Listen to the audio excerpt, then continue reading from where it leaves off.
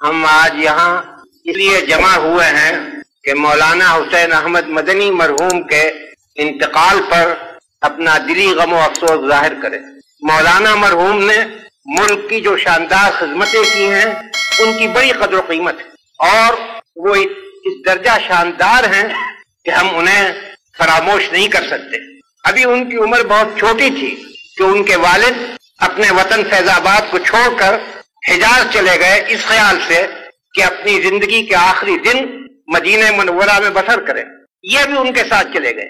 جو لوگ حجاز چلے جاتے ہیں ان میں اکثر ایسے ہوتے ہیں کہ جو اپنے گزارے کے لیے وہاں کے جو کچھ اوقاف ہیں اس پر اعتماد کرتے ہیں، لیکن ان کے خاندان نے ایسا نہیں کیا۔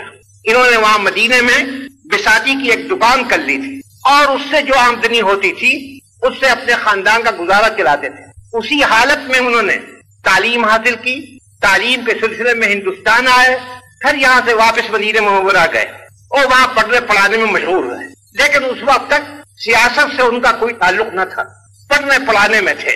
سن 1916 میں جب مولانا محمود الحسن دیوبندی مرحوم حجاز گئے تو یہ وہ زمانہ تھا کہ آپ لوگوں کو یاد ہوگا کہ شریف مکہ برٹش گورنمنٹ سے مل کر بغاوت کا انتظام کر رہا تھا۔ چنانچہ ان کی موجودگی میں شریف نے بغاوت کا جھنڈا بلند کیا۔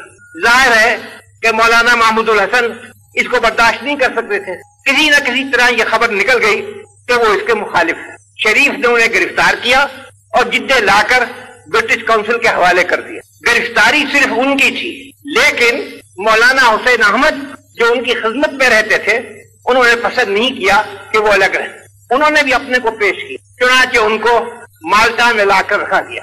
جب لڑائی ختم ہو گئی اور مولانا محمود الحسن اور ان کے ساتھیوں کی رہائی کے لیے ملک میں صدائیں اٹھی تو گورنمنٹ نے انہیں رہا کیا۔ اس وقت یہ ہندوستان آئے۔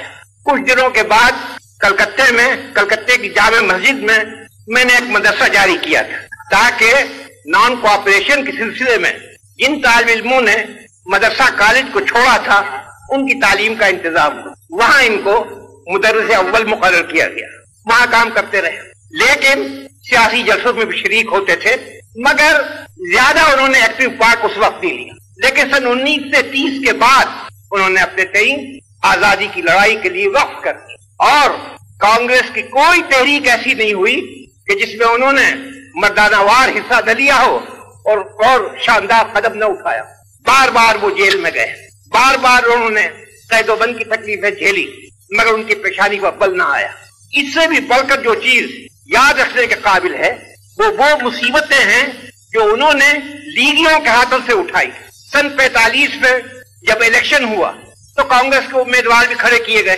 چنانچہ مولانا حسین احمد مرحوم نے ملک کا دورہ کیا اور ہر جگہ لوگوں سے اپیل کی کہ جو کانگریس کے امیدوار ہیں ان کو ووٹ دیں۔ اس پر لوگوں نے جس غیر شریفانہ طریقے سے بعض مقامات پر ان کی مخالفت کی، حتیٰ کہ ضلع ہگلی کے ایک مقام پر تو ان کی جان کے لالے پڑ گئے تھے۔